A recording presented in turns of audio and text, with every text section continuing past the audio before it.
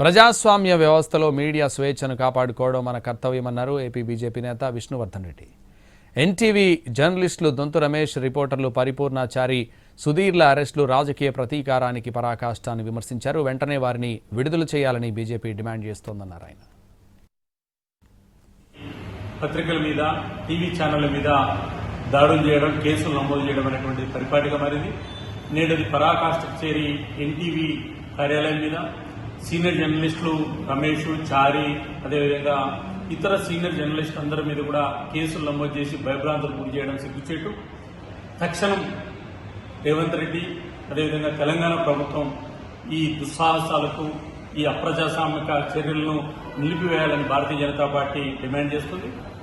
ప్రజాస్వామ్యంలో ఇలాంటి సంఘటనలు లేదా చర్యలు ఏమాత్రం కూడా మంచివి కావు. తక్షణం ఎన్టీవీ మీద చేస్తున్నటువంటి